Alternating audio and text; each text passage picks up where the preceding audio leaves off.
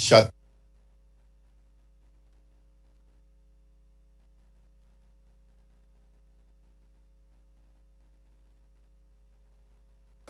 un-American and unpresidential behavior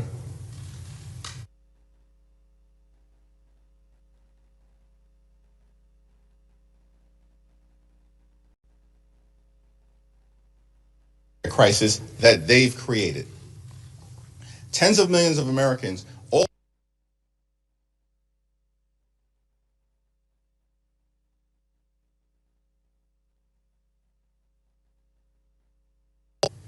they are about to experience thousands of dollars in additional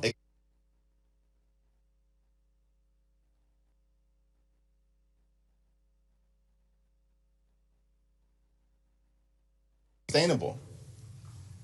And Republicans have refused to address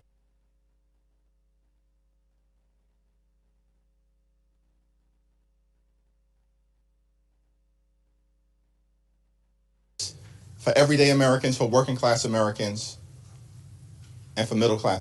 These Republican policies that are raising the already too high cost of living and ripping health care away from the American people. Republicans on vacation for 4 weeks, and one of the consequences of that is that Republicans have refused now for 4 consecutive weeks to swear in Representative-elect Adelita Grijalva, depriving hundreds of thousands of people in the state of Arizona of the representation that they deserve, particularly during this challenging moment in the country. And once again, on the House floor during a pro forma session, Republicans refused to recognize the distinguished gentleman from the great state of Maryland on behalf of Representative-elect Grijalva, who should be sworn in today. It's already 4 weeks too late. It's now my honor to yield to the top Democrat on the House Judiciary Committee, Representative Jamie Raskin. Thank you, Leader Jeffries. And I want to say I was alarmed and distressed to read that another January 6th pardoned convict has been picked up, this time apparently in connection with saying he was coming to New York looking for you, Mr. Jeffries, saying he was going to eliminate you. And apparently you had a public event in New York yesterday, and he's been picked up for that. And it's an alarming situation where now we have many of these January 6 defendants who have been picked up on other offenses. The Department of Justice is not zealously prosecuting them for other crimes that they've committed. They've even taken the position that if other crimes were discovered in the course of the January 6 investigation, they were pardoned for those crimes too, which is false, which contradicts the actual text of the pardon. But they are bending over backwards to let these people be out. And it's a very dangerous situation. And I said on the very day that Donald Trump pardoned 1,600 people en masse without obviously studying the details of each individual case, that President Trump and his administration would be responsible for whatever happens with these people. They've got a responsibility to rein them in. Some of them they've hired. Jared Wise, who is a January 6th attendee, he was there on the 6th, and he entered the building illegally, and he also chanted, "Kill him," when his fellow riders were attacking the police. He called the police Nazis and Gestapo. He's now the senior advisor to Ed Martin, who himself was there on January 6th and was a lawyer for people on January 6th. And he tweeted out on that day that it was like Mardi Gras. So we have a very serious problem with political violence in this country. Thank God that you are safe, Mr. Jeffries, but we are asking for the Department of Justice to get serious about reining these people in. all over the country, especially since Ed Martin clearly knows them, and he is head of the so-called weaponization task force. It was my honor and it was my pleasure to be accompanied today by our new colleague, Congresswoman-elect Adelita Grijalva from the great state of Arizona. She accompanied me to the floor. I tried to get recognition. There was no other business today. I was standing directly opposite the acting speaker for the day, Mr. Herodopoulos. The moment the Pledge of Allegiance was over, I asked for recognition because I wanted to move a unanimous consent motion that the Speaker of the House be directed to move on the next legislative day, tomorrow, to swear in Ms. Grijalva, and yet he turned away, he pretended he didn't notice me, and he scurried out of the room, which to me is disgraceful. We need to act on this. Ms. Grijalva's hundreds of thousands of constituents deserve to be represented in Congress. And even during these pro forma sessions, all of us who are members of Congress, including Congresswoman-elect Grijalva, can introduce legislation. But Ms. Grijalva, as I understand it, I'll let her tell you about it, she is not able to do constituent work for her constituents. We are trying to get in touch with Social Security, Medicare, Medicaid, the VA every day on behalf of our constituents. Meantime, she's got constituent requests piling up on a desk, and I'd be very interested to hear you talk, Adelita, about what resources you have and what resources you don't have. But we consider you an elected member of Congress. There's no right or power that's been invoked by Speaker Johnson as to why he continues to refuse to swear her in. So I'm just here to endorse all the demands of our leadership. We should bring Congress back. The Republicans should get back to Washington, and we should restore all of the health care that's been savagely cut by the Republicans' dreadful, awful bill, and we should swear in our new colleague, and we should move forward with the business of the people. I am very pleased to introduce you to Adelita Grijalva, our most newly elected member of Congress who continues to wait to be sworn in. Thank you. Thank you. Buenas tardes. Good afternoon. Thank you, Leader Jeffries and Ranking Member Raskin, for the opportunity to speak here, and for, I think this is the 5th time that a member of Congress has tried to get some recognition in order to have me sworn in. Today is day 28 since my election. And I think that it's really important that we appreciate that 812,000 Arizonans do not have representation in Congress. My dad passed away a little over 7 months ago in March. And since that time, the offices were able to provide constituent services. It was the People's Office of Arizona CD7. On September 23rd, those services ended. And so I do not have access to provide services in district. And I think that I also don't have a budget. So this back and forth, coming back and forth, is on my miles that I had stored up because I don't have a budget. I'm not able to open a lease in district. And I think that, the efforts that have been provided to me, and I'm appreciative of the administration's effort, the departments in the administration, they're trying to provide piecemeal solutions to some of the problems that we have. But respectfully, there's so much that cannot be done until I am sworn in. And so every moment that passes that I'm not able to provide constituent services or be a voice for Arizona, I can't bring the issues forward that they sent me here to do. And so while we're getting a lot of attention for not being sworn in, I'd rather get the attention for doing my job. And I can't do that right now without being sworn in. And it's just notable to continue to mention, there were 2 Republican members that were sworn in less than 24 hours from the date of their special election, April 1st. They were sworn in less than 24 hours, April 2nd, on a pro forma session. It's not unheard of for this speaker to do that. And so I continue to ask, for us to have the same opportunity and for the 812,000 people in Arizona that do not have a voice right now to have the opportunity to have me here representing them. Thank you. Thank you, Adelita. Thank you, Jamie. It's a disgrace that Mike Johnson and Republicans continue to refuse to swear in Representative-elect Adelita Grijalva. It's disrespectful of her. It's disrespectful to the 812,000 people who elected her. It's disrespectful to the great state of Arizona, and it's disrespectful to the House of Representatives, which is supposed to be the people's house, but under Republican leadership has turned into nothing but a rubber stamp for Donald Trump's extreme agenda. Questions? Leader Jeffries, when did you receive or learn about the threat against you from Christopher Moynihan, and is it plausible that the Speaker hadn't heard about this case before a reporter asked him this morning, since the authorities in New York announced the arrest on Sunday?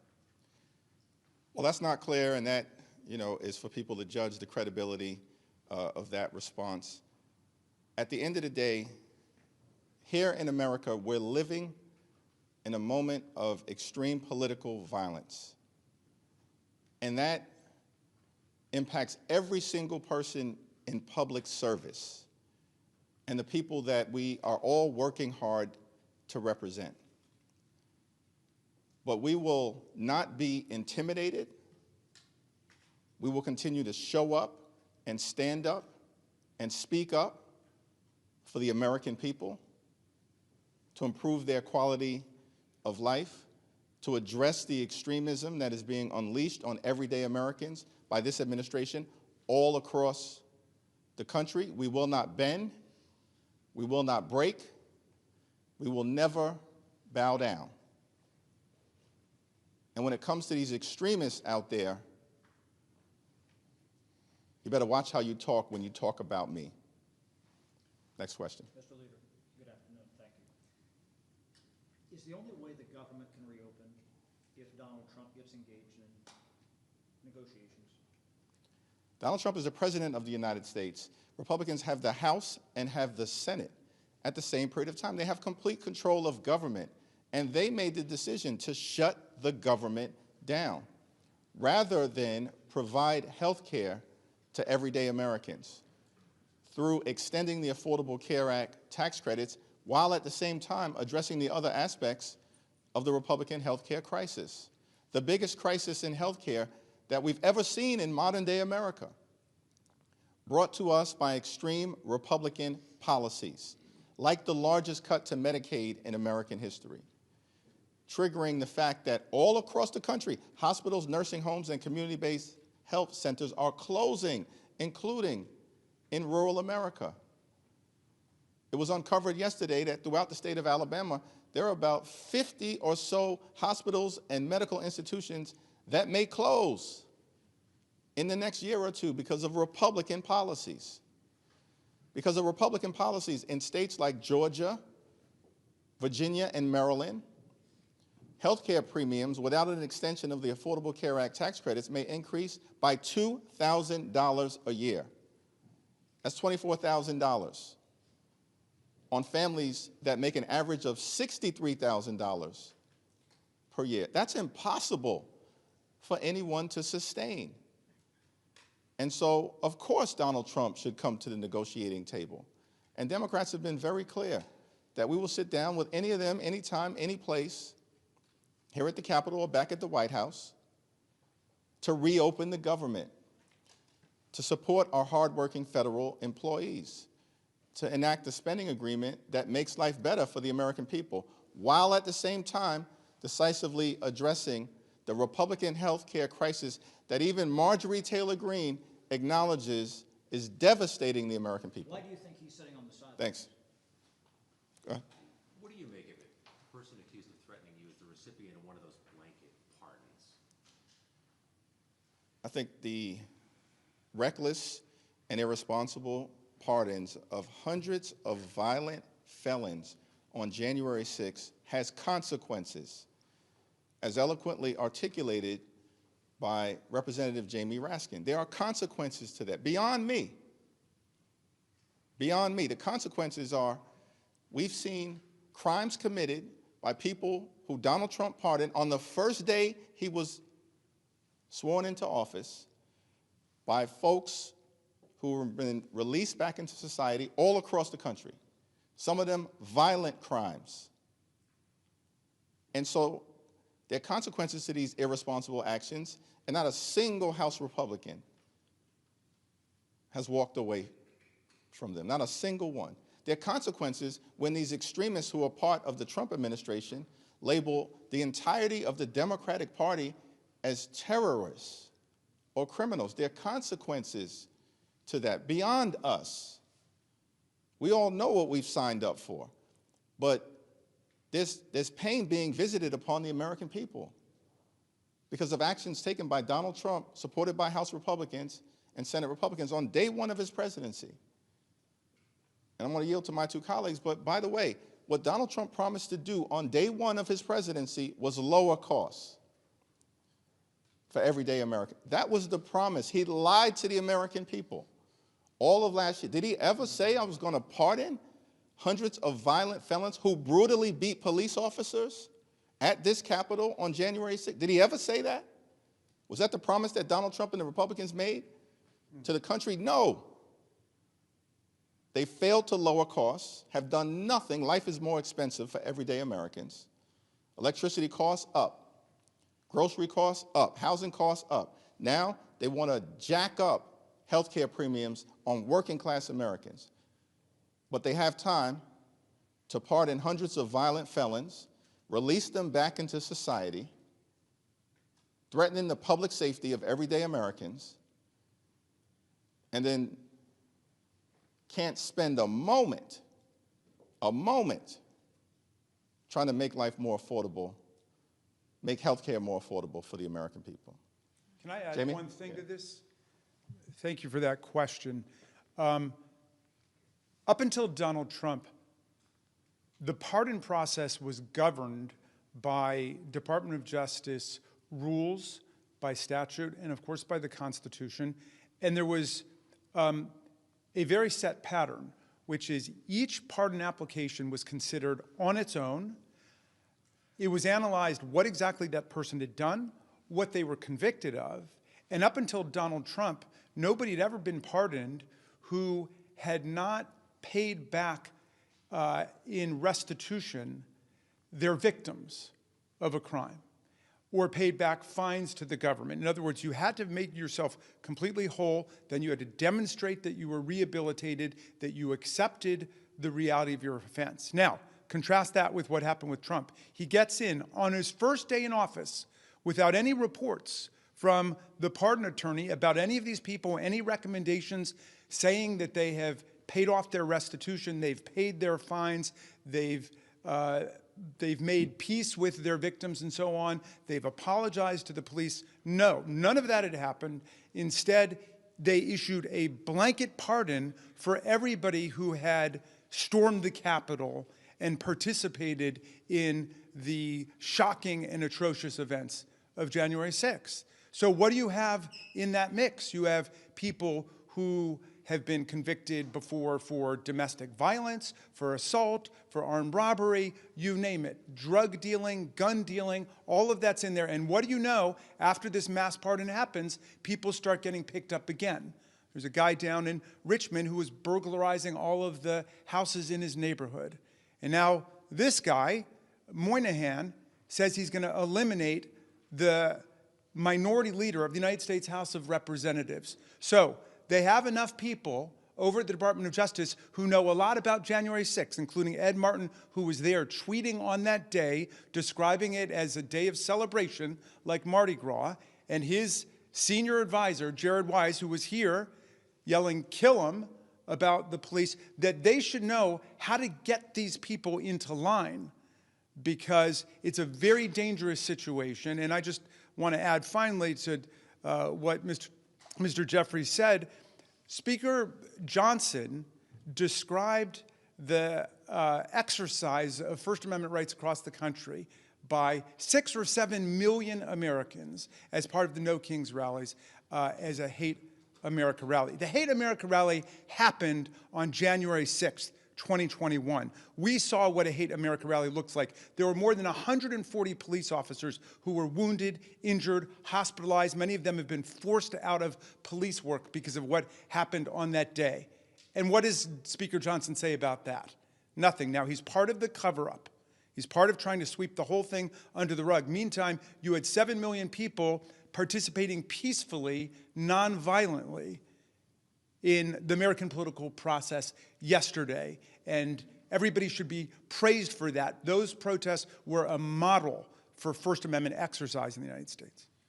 Thank you. Speaking of the protests over the weekend, as you say, millions of Americans came out, the vast majority peaceful, old, young, all of that.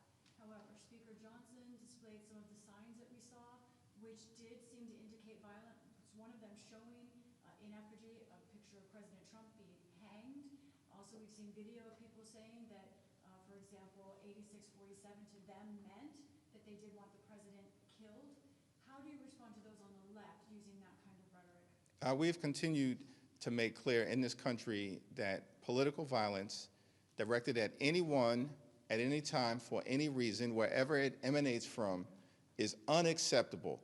Democrats have made that clear. We don't see that coming from Republicans on the other side. We don't see that type of unequivocal denunciation. In fact, they've described the January 6th hate rally as Mardi Gras, as a normal tourist visit, as a parade, as a celebration, and then they pardon hundreds of violent people and unleash them back in communities across the United States of America. This group of people, these extremists on the other side, they have zero credibility, zero, on the issue of political violence.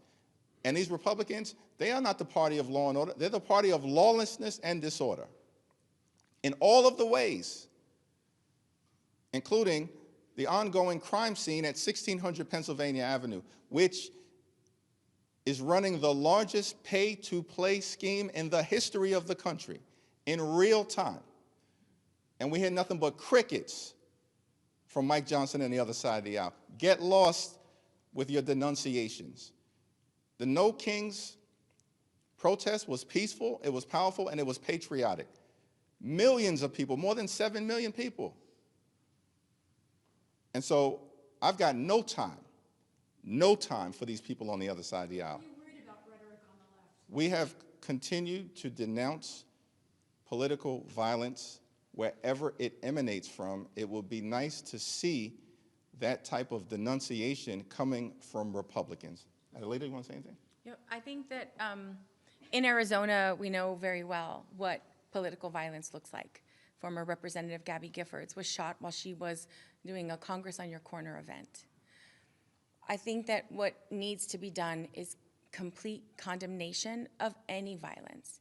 And when you think about when we've all served locally, right? We all want to encourage people to get involved in our political system. The best representatives are those that are homegrown and are motivated to do this kind of service, like a public servant and servant leadership. And when we are faced with violence and attacks, it doesn't matter how strong people look on the outside, it shakes you on the inside. There is absolutely no reason why Leader Jeffries' family should be concerned about his safety. Nobody should have to deal with that kind of hate and violence on a regular basis.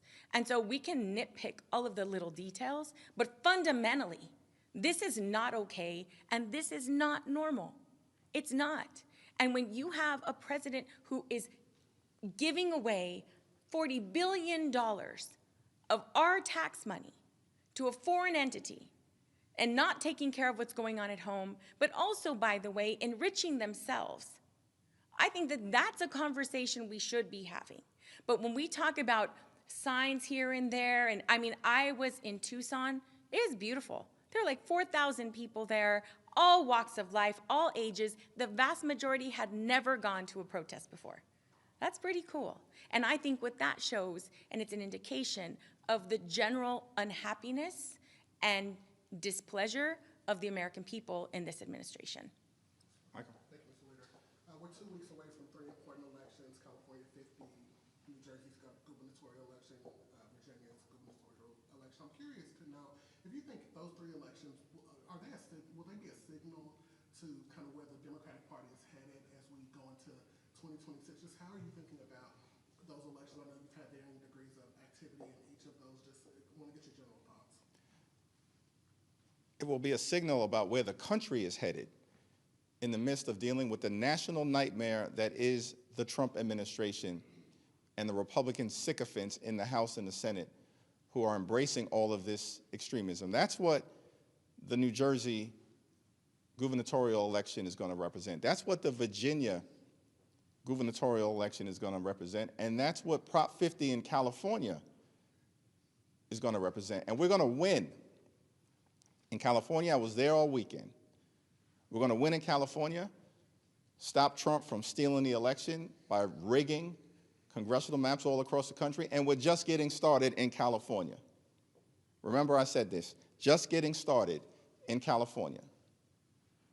And we're going to win in Virginia, and we're going to win in New Jersey, because the American people are fed up that Republicans would rather spend time on vacation on the golf course, give $40 billion to a foreign entity, and can't find resources to extend the Affordable Care Act tax credits days away from November 1st and the open enrollment period. That's who these people are right now, and that's why Democrats are fighting hard across the country, every day, every week, every month, this year, next year, until we get to the midterm elections and can begin to end the national nightmare that Republicans are visiting on the American people.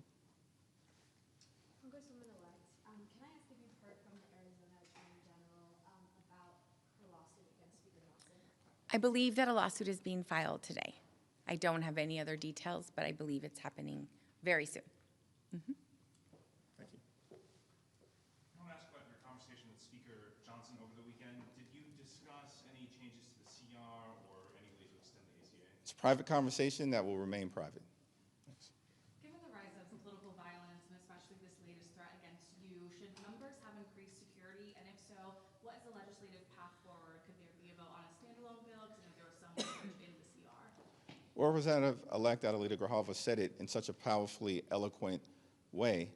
But we have a responsibility here in Congress to make sure that everyone can safely do their jobs, particularly in the People's House, because we pride ourselves in this institution as being the entity in the federal government that's closest to the American people, that's out and about with the American people, that reflects the hopes, the dreams, the aspirations, the fears, the concerns, the anxieties, in the words of the framers, the passions of the American people. That's what makes the House so special. And so for members to be able to continue to do their jobs in that regard, we certainly have to increase significantly the amount of safety that is provided. And we continue to work on that. Significant steps have been taken, and more needs to be done. But at the same period of time, what's even more important, in my view, is that we work on issues of importance to the American people. House Democrats are here. We'll be here all week. We were here last week. We were here the week before and the week before that, ready, willing, and able to do the job, to reopen the government, to address the Republican health care crisis, to deal with the fact that America under Donald Trump, including because of his tariffs, has become far too expensive. And the Republicans are doing nothing about it. Literally, these are people, these extremists, I think it was earlier today, they were dining on taxpayer dollars at the White House when they just enacted the largest cut to nutritional assistance in American history. And the consequences of that policy are being felt right now. They literally, Republicans, ripped food out of the mouths of children, hungry seniors, veterans, and family. Why did they do this? To provide massive tax breaks to their billionaire donors. And they made those tax breaks permanent. And now this same group of extremists can't even be bothered to have a conversation about extending the Affordable Care Act tax credits for working class Americans, middle class Americans, and everyday Americans, they are a disgrace. And that's why they're about to lose all across the country 2 weeks from today. Thank you all.